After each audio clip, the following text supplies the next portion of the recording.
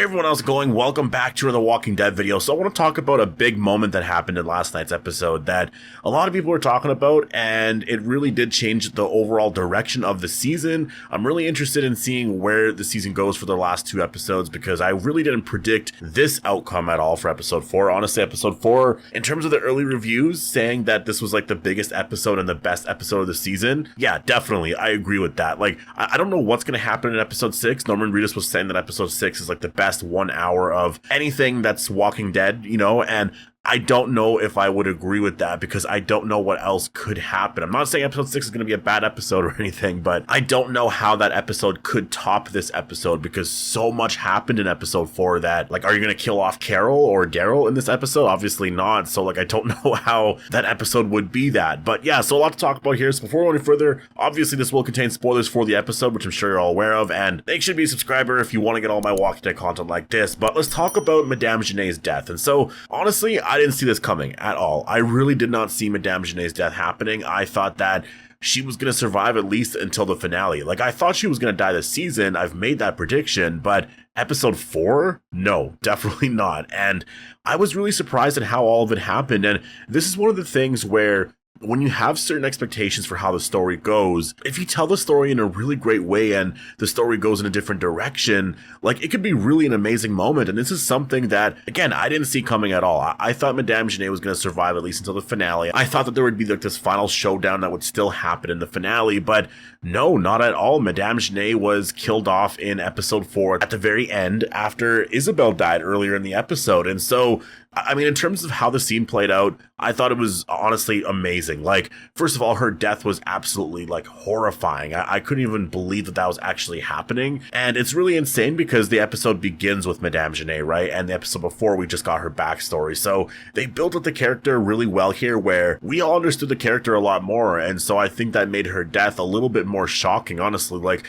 I just wasn't expecting the way it played out to, I guess, play out like that because I knew she was going to get there. I still didn't think she was going to die. Like, there was no hint at all that she was going to die in this scene. And so when it happened, again, I think it's because of how it happened. That's why I'm a big fan of it, because it was just so random. Like, she was literally just hiding in the house. Carol was looking for her. And then obviously that whole entire encounter happened there where, I mean, obviously Carol was going to die there. And, like, if you're trying to focus on, like, realism of the story, yes, Carol probably should have died there. But I mean, the story's never been that. Like, all stories are not like that. Like, you're not going to kill off the main character in moments like that, right? That's why you'll have a hero show up or something like that, right? And so Daryl was the hero in this scene. He shows up and takes out everybody, and I mean, there's only 2 people there, and then Madame Genet was there, and I like the fact that it literally took not even like, what, 5 to 10 seconds before she was shot with the, I guess, Super Walker serum, right? Because Daryl was there, he had her at gunpoint, but then Carol was like behind her, and she sort of, I mean, she only had 1 weapon. It's not like she had 2 weapons, but she was looking at both of them and was just like, okay, I'm in a really scary situation here. And then she got shot with the Super Walker serum and then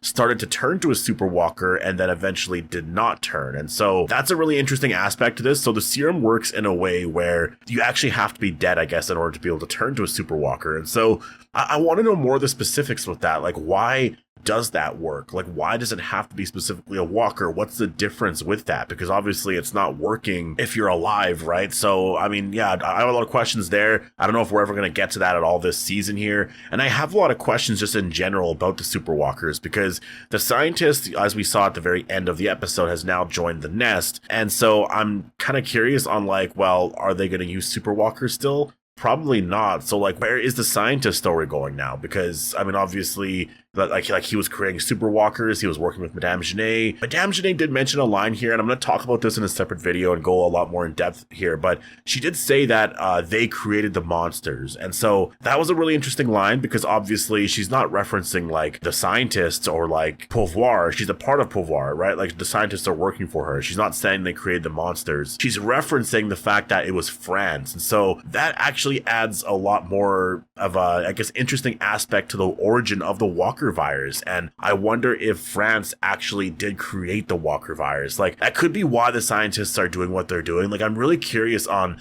the overall story here now, because remember, Gimple did say that there's going to be something here in this season that does tease, I guess, the future of The Walking Dead, or it was something like that. It adds to the mythology or whatever he said. And so I wonder if that was the line right there, that the Walker virus actually was created, which would be honestly a really big moment. And so, yeah, but we'll talk about that in a separate video. In terms of the Super Walkers and stuff, I don't know where that's going this season. I know that in episode 5, we will see Daryl create a Super Walker, but in terms of anything after that, I really don't know, and we'll have to see where they go for episode 6, honestly. Like, I hope that in terms of that episode that they really get into some more stuff with the Super Walkers, but I feel like they're probably not going to, which definitely is very, very disappointing for me, because I really wanted to learn a lot more about their origins and, you know, I guess their plans for the future and all of that, but it felt like they kind of ignored that a lot this season. So we'll see. There's still 2 more episodes left. We'll have to wait and see where that goes here, but I do want to get into a quote actually by David Zabel, because a criticism so far this season is that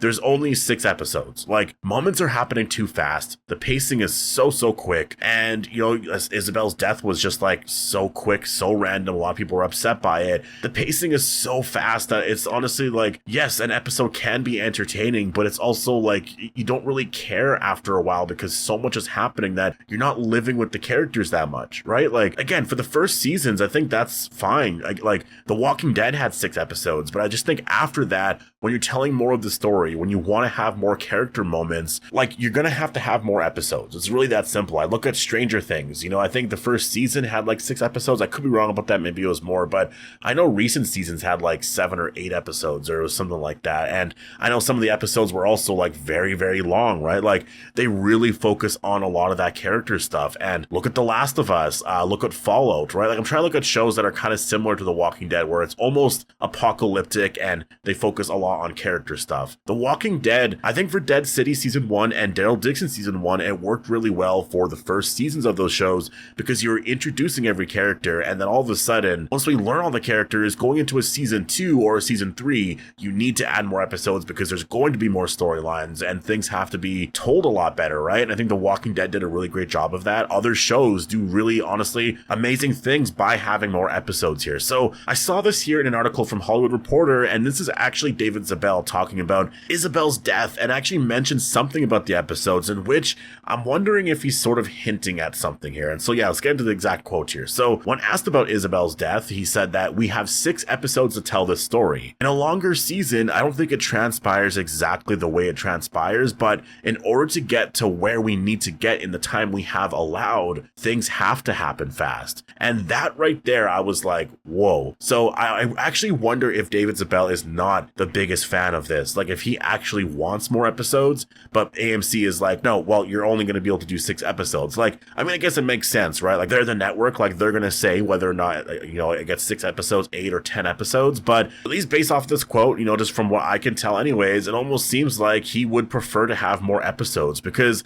it almost seems a little bit defensive here in a way where he knows that fans might not like the fact that Isabel dies so early on in the episode and just how things happen. Because again, to get into the quote again, he said that we have 6 episodes to tell this story, like obviously about season 2. And he says, in a longer season, I don't think it transpires exactly the way it transpires, but in order to get to where we need to get in the time we have allowed, things have to happen fast. And so that's really interesting. You know, I mean, obviously we can see how quick the pacing is, and it does seem very intentional. Like, it's not like they're just wanting to do this, right? Like, they have to sort of do that. And so I do think that they would be very happy if they had 8 episodes or even 10 episodes. And I do wonder if from AMC's perspective, like, I don't know where things have changed in terms of how they've handled The Walking Dead. All I'll say is that around the point of the last season, like around there anyways, it was like things changed in terms of how they handled a lot of stories. You know, a lot of their shows became like 6 episodes, and I just think that for a lot of shows, maybe that works, but for The Walking Dead, it doesn't. Like,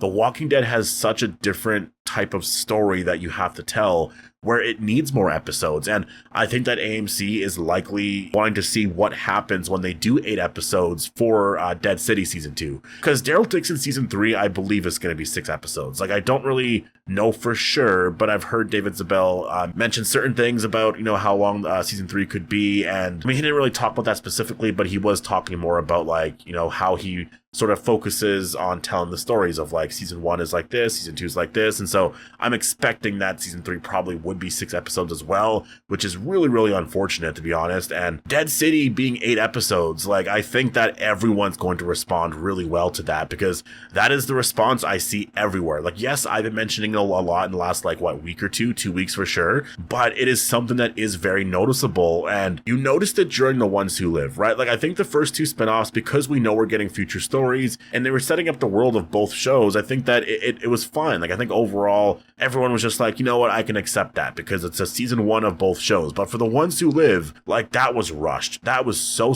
fast. And you saw so many complaints after that. And Daryl Dixon season 2, you're getting the same exact complaints. Like, I think that if they are doing some sort of experiment with Dead City to see, like, you know, are people going to really like the fact that it's 8 episodes? They're probably going to find out right away, yes. Because, again, it's not like it's 16 episodes, which I don't really have an issue with, but 6 episodes is just really, like, that's not enough at all. And so it's just kind of interesting to see David Zabel talk about that, you know, and actually mention that because they only have 6 episodes, like, they have to tell the story in this way, you know, like they're only allowed a certain amount of time to do things, and so things have to happen fast, which is really unfortunate for, you know, everyone watching, because Isabel was a great character, an amazing character, and her death just happened way too fast. And I mean, I still disagree with the decision to even kill her off anyways. I really think she should still be on the show, but if you are going to kill her off, there was a much better way to do that. So I hope that AMC does hear the criticisms for, you know, I guess how short their seasons are, because having like an extra 2 episodes, 8 episodes